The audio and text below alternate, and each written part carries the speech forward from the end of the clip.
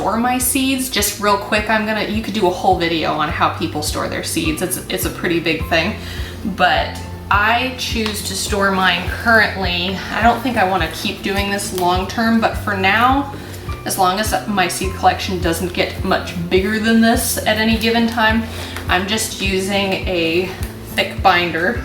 I think this is a 2.5 or might be a 3-inch.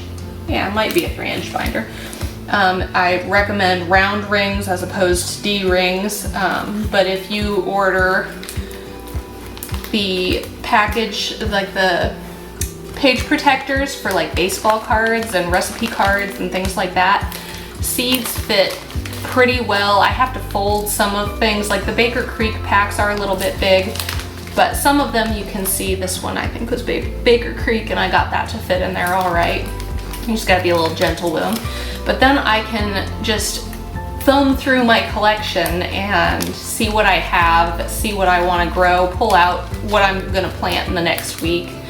I've got them mostly in sections that are plant families and sort of like seasonal, so like all of the stuff that I plant in cold weather is sort of together in its own section. But this has been very functional. Even if you are sure that you taped the tops of all your packets, make sure you never turn the binder upside down in case you're wrong, because not saying I've ever done that, but it could happen. And then you have to be upset because you have lots of mystery seeds. So some other things that I will cover that are related in another video is propagation. Keep an eye out for that video. This is oregano. It's one that I'll talk about. It propagates really easily, and so do these citronella plants. These are waiting here because they're going to go to friends and family as gifts tomorrow. So everybody can have citronella for the spring. They all came off of a single plant. So it was a fun project that kind of kept me in plant fun over the winter. Okay guys, we're talking about how I store my seeds, and I showed you my binder. But there is a lot of things that it's not as easy to keep in a binder, so I also have this bin. And in here I have a lot of different things. I kept one of the Baker Creek envelopes that they mailed me my seeds in because they've always got such pretty artwork. But that's what I keep. Things like lima beans, black-eyed butter beans. It's gonna be time to plant some of these soon. Black beans, garden beans, so things like beans that are thicker that you can't just tuck into a page protector like you can lettuce and carrot seeds and things like that. It's good to have another place for that, and this bin so far has been perfect for storing all those things. This is a plate that I use to separate seeds, like when I collect zinnia heads that are dried out off of my plants, and then I just crumble the flour up, and that way while I'm watching a movie I can just go like this and like this and like this and separate the trash pieces to the side and the seeds to this side, and then dump them all into a bag and save them. What else do I have in here? These are mums, dried heads of mum flowers, so if I ever want to plant these again somewhere, I can just scatter these seeds and just kind of crumble the flower heads up in my hand over some soil. And this is a really pretty purple mum that I bought from Walmart and I've really enjoyed.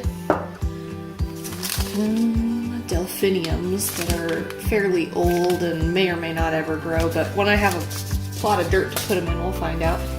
Some extra popsicle sticks for marking. These are saved okra seeds. You can see okra seeds are fairly large. These got a little bit moldy, so I figure I will just sow a handful of them and see what comes up. And then if none of them come up, I will know next time they're in this condition, they're not worth saving. So I do a lot of experimenting like that just for the sake of my own education. It's the best way to learn things, I think, because lots of times people tell you things won't work, and they will under different conditions than what they tried. So it's worth giving things a shot. What is this? These are pie pumpkin seeds.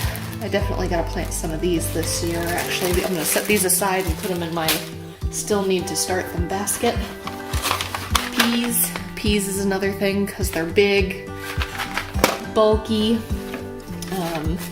See, I told you about corn, that it's not worth buying in these little packets. This is one that I bought before I fully understood that. So they're in here and they may never germinate by the time I actually put them in the ground somewhere again, but you know, you will never grow something from a seed that you threw away, whereas if you do stick it in the ground, here's some more peas. If you do stick it in the ground, at least you have a chance of getting something out of it. There's a big thing of salad blends. So basically all my bigger, bulkier things have this separate home from my binder. And this little bin just fits in one of the nooks in my bookcase. I kept this because the box was really pretty and it's a good size for helping to organize seeds. This was one of my botanical interests orders. It came very nicely packaged. Order sheet. So this is what I ordered during the fall sale. You can see it was quite a list. So actually it was cheaper than I said it was. It was $44.57 total. So that was a pretty screaming good deal. And so I just have, some of these are duplicates of things that I might have a little bit of older seeds left yet that I'm going to use.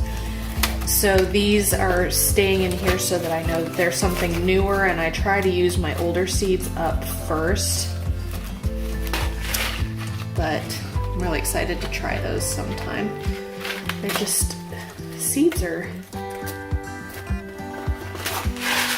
if you want to be cost effective, you can buy these and separate out the seeds so that each one has enough room to actually develop, and you can get a lot more than just microgreens out of these.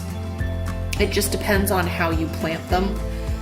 It's more cost effective than buying 3 different packages each of these different things. You can get this whole big envelope, 24 grams of seeds for $3.99 or less if you catch it on sale. So, and they actually sent a little seed starting guide booklet too.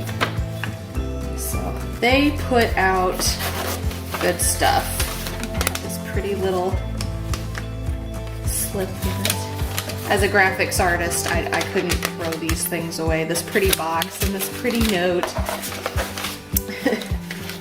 I'm sure I wind up saving a lot of silly things that I really shouldn't, that I should just get rid of, but it's pretty. And so I can't. And here we are.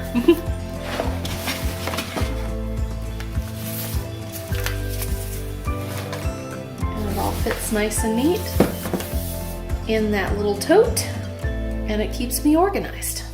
How do you guys like to store your seeds? If you have a lot of them, or how do you like to store them if you're just getting started and you only have a little bit? Maybe they all fit in a shoebox, or maybe you need a huge storage tub or 5. I've seen people with collections of all different sizes. What is your favorite way to store your seeds? I know some people keep them, almost all of them, in the refrigerator or in the freezer. So far I haven't seen a necessary reason to do that, and I already have a lot of things that need to be stored in my refrigerator and freezer, so I haven't bothered. And I've heard that it's only good if you're not going to be using them frequently. You don't want to be taking them in and out of the refrigerator or freezer on a short-term basis, because it can actually damage the quality of your seeds.